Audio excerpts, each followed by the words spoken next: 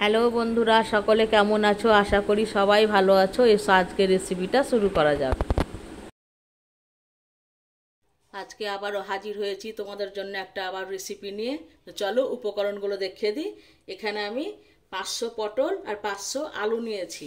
পটলগুলোকে 2 পিস করে নিয়েছি, আর আলুগুলোকে একটু দেখো বড় বড় সাইজ করে কেটেছি। পরিমাণ মতো সর্ষের তেল নিয়েছি, আর একটা নারকেলের অর্ধেক মালই কুড়ে রেখেছি। আর এখানে বন্ধুরা 7-8টা কাজু বাদাম আর 2 চামচ মগজ জলে ভিজিয়ে রেখেছি। এখন কারেন্ট নাই তাই বাটতে পারিনি, কারেন্ট আসলে আমি বেটে নেব। আর এখানে আমি নিয়েছি 2টো তেজপাতা, 1/2 চামচ গোটা জিরে, 1/2 চামচ কালো জিরে, 1 চামচ কাশ্মীরি লঙ্কার গুঁড়ো, আর লবণটা আমি আন্দাজ করেই নিয়েছি এখানে, আর 1 চামচ চিনি, হলুদ নিয়েছি 1.5 চামচ মতো, 1 চামচ আদা, 1 চামচ লঙ্কার গুঁড়ো, 1 চামচ ধনে গুঁড়ো, 1 চামচ জিরে গুঁড়ো, আর এখানে 20-25টা মতো আমি কিশমিশ নিয়েছি। তেল গরম হয়ে গেছে, ওই তেলের মধ্যে আমি আলুগুলোকে দিয়ে দিচ্ছি।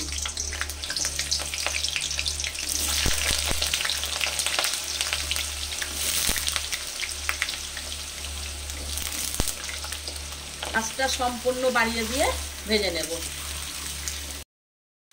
দেখো আলুগুলো আমার লাল লাল করে ভাজা হয়ে গেছে। এবার আমি অন্য পাত্রে তুলে নিচ্ছি আলুগুলোকে। এরকম করে ছাঁকা তেলে তোমরা ভেজে নেবে। আলুগুলো সব আমি অন্য পাত্রে উঠিয়ে রাখলাম। এই তেলের মধ্যে পটলগুলোকে দিয়ে দিচ্ছি।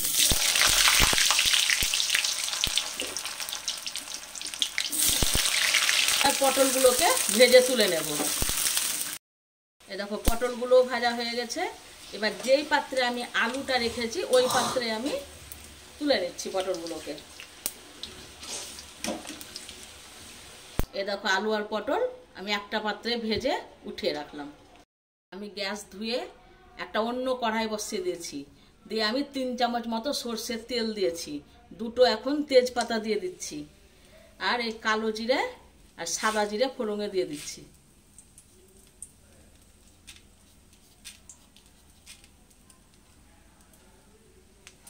এটাকে এখন 2 সেকেন্ড মতো ভেজে নেব।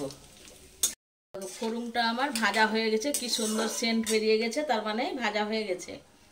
এবার এই গুঁড়ো মশলাগুলো সব দিয়ে দিচ্ছি। এর মধ্যে আছে পরিমাণ মতো লবণটাও আমি আন্দাজ করে নিয়ে নিয়েছি, আর 1 চামচ চিনি, 1 চামচ জিরে গুঁড়ো, 1 চামচ ধনে গুঁড়ো, 1 চামচ 1.5 চামচ মতো হলুদ, আর 1 চামচ কাশ্মীরি লঙ্কার গুঁড়ো, 1 চামচ লাল লঙ্কার গুঁড়ো, আর 1 চামচ আদা বাটা। সমস্ত মশলা এখন আমি দিয়ে দিচ্ছি। একটু জল দিয়ে দিচ্ছি।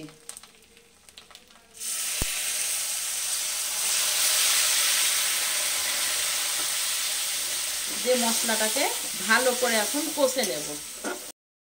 এই দেখো মশলাটা কষানো হয়ে গেছে। 5 মিনিট মতো মশলাটা কষে নিলাম। এবার আমি মিক্সিতে, তখন আমি বাটাটা দেখাতে পারিনি যে আমার কারেন্ট ছিল না, এখন কারেন্ট চলে এসেছে। দেখো বেটে নিয়েছি 8টা কাজু বাদাম আর 2 চামচ মগজ। শিলনোড়া আছে বন্ধুরা, কিন্তু শিলনোড়াকে আমি 3 তলায় তুলে রেখে দিয়েছি, ওই জন্য কারেন্টের জন্য অপেক্ষা করছিলাম। কারেন্ট না এলে আমাকে ওতেই বাটতে হতো। এখন আমি এইটা দিয়ে দিচ্ছি এর মধ্যে। এই মিক্সির বাটিটাকে ধুয়ে ভালো করে একটু জল দিয়ে দেব। মিক্সির বাটি ধুয়ে জল দিয়ে দিচ্ছি। এই সময় কিশমিশগুলো দিয়ে দিচ্ছি। এখন একটু 2 চামচ মতো আমি তেল দিয়ে দিচ্ছি। মশলাটা দেখতেই পাচ্ছ কি সুন্দর কালার হয়েছে মশলাটা। তোমরা এটা দিয়েও 5 মিনিট মতো কষে নেবে। তেল যখনই ছাড়বে তখনই বুঝতে পারবে মশলা কষানো হয়ে গেছে।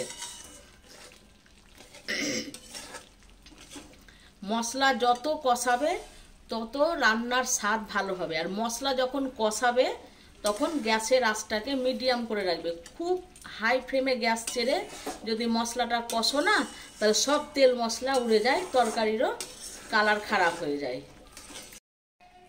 এবার এই সময় আমি নারকেলটা দিয়ে দিচ্ছি, আর অল্প করে রাখলাম, এটা পরে কাজে লাগাবো। দিয়ে নারকেলটা দিয়ে আবারও একটু ভালো করে কষে নেব। এই রেসিপিটা দিয়ে তোমরা ভাত, লুচি, রুটি, পরোটা, পোলাও যেটা দিয়ে খাবে সেটা দিয়ে খুব সুন্দর লাগবে। তোমরা এরকম করে একবার খেয়ে দেখো। এবার আমি যে আলু পটলগুলো ভেজে রেখেছিলাম এখন এর মধ্যে দিয়ে দিচ্ছি।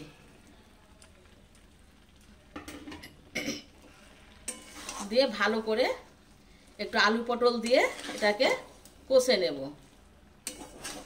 আমার রান্নাগুলো তোমরা একবার করে হলেও ট্রাই করে খেয়ে দেখো বন্ধুরা, আশা করছি তোমাদের ভালোই লাগবে।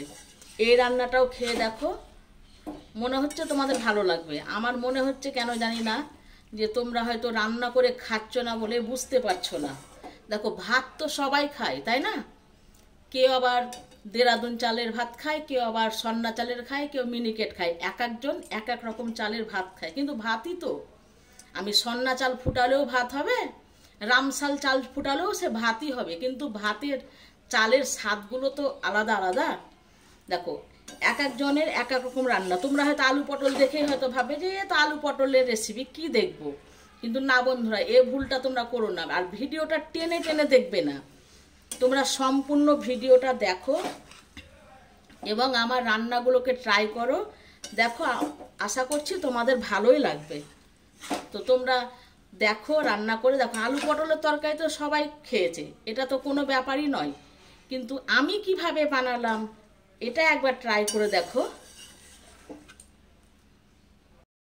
তোমরা একবার হলেও এই রেসিপিটা বানিয়ে খেয়ে দেখো। এই রেসিপিটা বলে না, আমার প্রত্যেকটা রেসিপি তোমরা একবার করে ট্রাই করে দেখো বন্ধুরা, আশা করছি তোমাদের ভালোই লাগবে। আলু পটল ভেবে তোমরা দেখে মানে থেকে যাচ্ছ, রান্না করে কেউ খাচ্ছ না মনে হয়। তোমরা দেখো রান্না করে, আশা করছি তোমাদের ভালোই লাগবে। এবার দেখো একটু নাড়াচাড়া করে 2 মিনিট মতন আলু পটলটা দিয়ে কষে নিলাম। দিয়ে এবার আমি মিক্সির বাটিতে জল দিয়েছিলাম, দিয়ে দিলাম। আমি আরেকটু জল দিয়ে দিচ্ছি।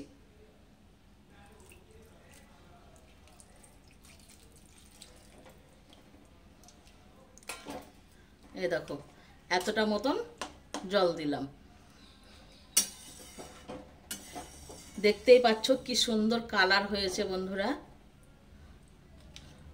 তোমরা আমাকে সাপোর্ট করো, আমার পাশে থেকো।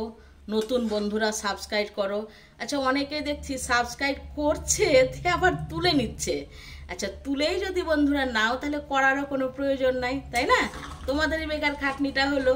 কিন্তু কি কারণেই বা করছো আর কি কারণেই বা তুলছো, এই সব বন্ধুরাই নয়, এর 2-1 জন আমি লক্ষ্য করছি সাবস্ক্রাইব করছে দিয়ে আবার তুলে নিচ্ছে। জানি না কেন তুলে নিচ্ছে, আর কেনই বা করছে সেটাও জানি না।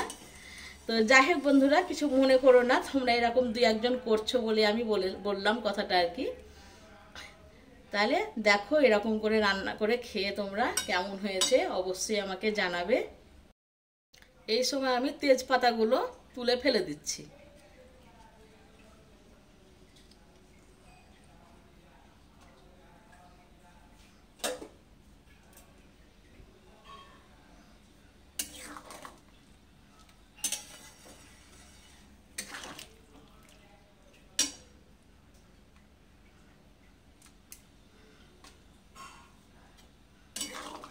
দেখো কি সুন্দর কালার হয়েছে, তরকারিটা আমার হয়ে এসেছে।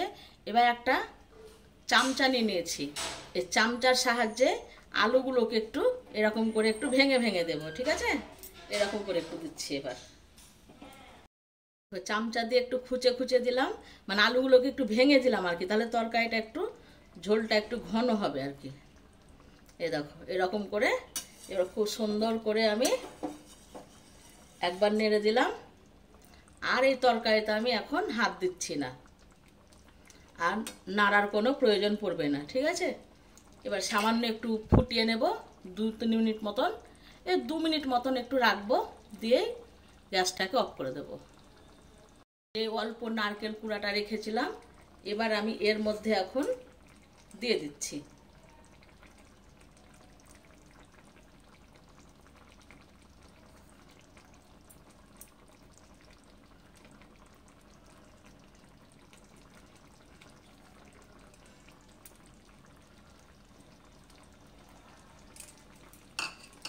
এই দেখো, এবার আমি গ্যাসটাকে বন্ধ করে দিলাম।